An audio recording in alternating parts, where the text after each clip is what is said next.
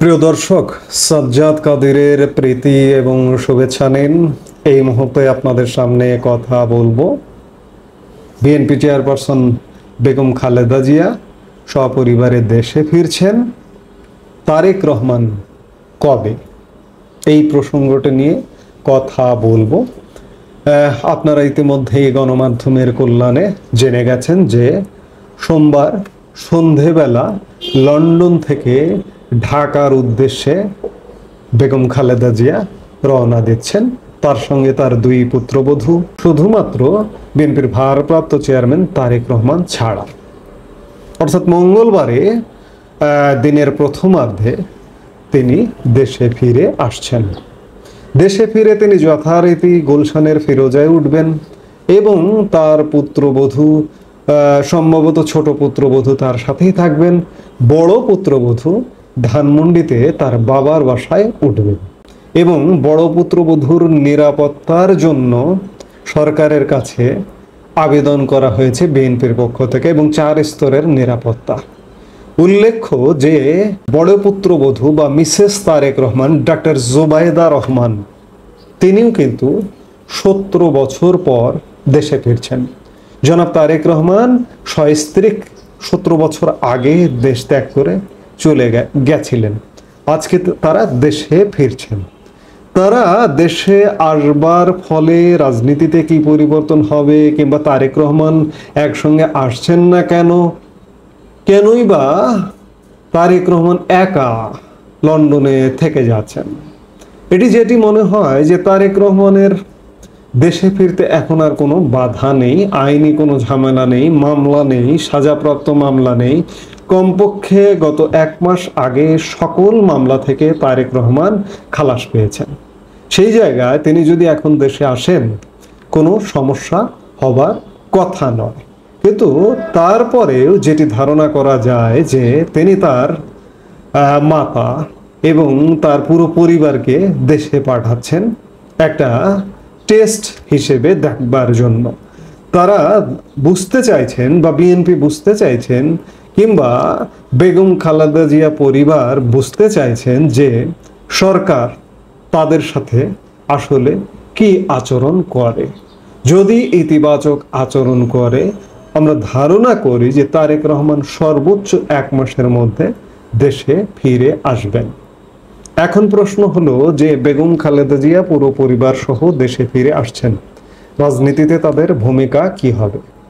রাজনীতিতে তাদের যথেষ্ট শক্তিশালী ভূমিকা হতে পারে, কারণ এই মুহূর্তে বিএনপি যথেষ্ট প্রভাব প্রতিপত্তি নিয়ে আছে। প্রধান রাজনৈতিক দল বিএনপি এবং আওয়ামী লীগ, এই দুটি দলের মধ্যে আওয়ামী লীগ বিগত 9 মাস যাবৎ নির্বাসনে, আত্মগোপনে, সেই জায়গায় প্রধান রাজনৈতিক দল বিএনপি প্রবল প্রতাপ নিয়ে এই মুহূর্তে বাংলাদেশে অবস্থান করছে।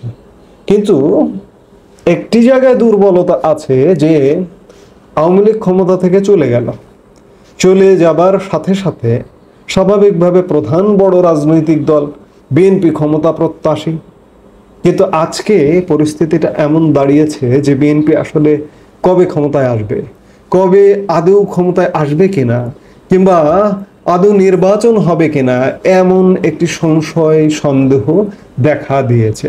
কারণ আপনারা ইতিমধ্যেই নানাভাবে আঁচ পাচ্ছেন যে নির্বাচন নিয়ে টালবাহানা শুরু হয়ে গেছে।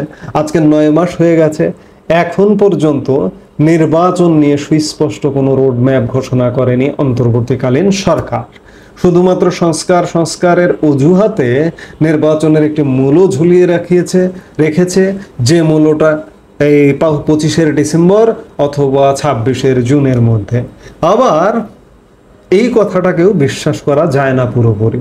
এরকম একের পর এক মূল্য ঝুলোতে থাকবেন যে এটি ইতিমধ্যেই পরিষ্কার হয়ে গেছে। নানা সূত্র, নানা সোর্স এবং সরকারের কথাবার্তায় মনে হয় যে তারা যেন দীর্ঘদিন ক্ষমতাকে পাকাপোক্ত করতে চাইছে। কোনো কথায়, কারো কথায় মনে হচ্ছে যে 5 বছর তারা ক্ষমতায় থাকতে চায় নির্বাচন ছাড়া। সেই যখন অবস্থা, তখন বেগম খালেদা জিয়া সপরিবারে দেশে ফিরছেন। এসে নির্বাচনের জন্য সরকারের উপর চাপ কিংবা রাজনীতিতে ব্যাপক অংশগ্রহণ কিংবা ডক্টর জুবাইদা রহমান কি রাজনৈতিক কর্মকাণ্ডে ফুল ফেজে অংশগ্রহণ করবেন? হয়তো করবেন এমনটাই মনে করা হচ্ছে, কারণ তার নিরাপত্তা চাওয়া হয়েছে আলাদা করে। যদি করেন তাহলে কিন্তু বাংলাদেশের রাজনীতির চেহারাটা পাল্টাবে অতি দ্রুত। এবং তারেক রহমান শুরুতেই কেন এলেন না, এটির কারণটা হচ্ছে বিএনপি পক্ষ থেকে মনে করা হচ্ছে যে আগামীর বাংলাদেশের সরকারের প্রধান ব্যক্তিত্ব হতে যাচ্ছেন তারেক রহমান। যদি বলি প্রধানমন্ত্রী তারেক রহমান এবং রাষ্ট্রপতি খালেদা জিয়া, এমনটাও কোনো জায়গা থেকে আভাস পাওয়া যায়। তো সেই বিচারে সেই জায়গা থেকে তারেক রহমান নিজে কিংবা বিএনপি এই মুহূর্তেই শুরুতেই একটা রিস্কে যেতে চাইছেন না। তিনি বা তারা অন টেস্ট তার মিসেস এবং খালেদা জিয়ার পুরো পরিবারকে দেশে পাঠাচ্ছেন টেস্ট কেস হিসেবে, যে সরকার তাদের সাথে কি ধরনের আচরণ করে। সরকার যদি তাদের সাথে কোনো রকমের বিমাতাসুলভ আচরণ না করে, তাহলে মনে করা যায় যে তারেক রহমান হয়তো 15 দিন বা 1 মাসের মধ্যে দেশে ফিরে আসবেন। এবং তারেক রহমান দেশে ফিরে আসলে সরকার যে টালবাহানা করছে নির্বাচন নিয়ে, ডিসেম্বর, 26 জুন কিংবা 5 বছরের স্বপ্ন, এই স্বপ্ন ভেস্তে যেতে বাধ্য। কারণ এই মুহূর্তে বাংলাদেশের পুরো পরিস্থিতি বিএনপি এবং তারেক রহমানের দল কিংবা বেগম খালেদা জিয়ার দলের নিয়ন্ত্রণে। কারণ তারা আজ থেকে 10 মাস আগেও আজকে যে অবস্থান নিয়ে সমাজে দেশে চলাফেরা করছে, 10 মাস আগেও সেটি কিন্তু করতে পারতো না। আওয়ামী লীগের অতি উৎসাহী এবং এক নায়কতান্ত্রিক মনোভাবাপন্ন নেতৃবৃন্দের কারণে আওয়ামী লীগ সে সময় মনে করেনি যে বাংলাদেশে আর কোনো রাজনৈতিক দল উঠে দাঁড়াক, তাদের রাজনৈতিক কর্মকাণ্ড পরিচালনা করুন। যার কারণে দমন পীড়ন নীতিটা শতভাগ চালু রেখেছিল। সেই বিচারে এই মুহূর্তে বিএনপি মুক্ত বাতাসে ঘুরে বেড়াচ্ছে, মুক্ত বাতাসে রাজনীতি করতে পারছে। সেই জায়গা থেকে টেস্ট কেস হিসেবে বিএনপি প্রধান বেগম খালেদা জিয়া দেশে আসছেন। তিনি এসে যদি সব পরিস্থিতি স্বাভাবিক থাকে, তারেক রহমান মাসখানেক পর দেশে আসবেন। এসে আমরা বিশ্বাস করি যে ডক্টর মোহাম্মদ ইউনূস নির্বাচন নিয়ে খুব বেশি টালবাহানা করতে পারবেন না এবং এই বছরের মধ্যে তিনি নির্বাচন দিয়ে তার স্বকর্মে ফিরে যেতে বাধ্য হবেন বলে মনে হয়।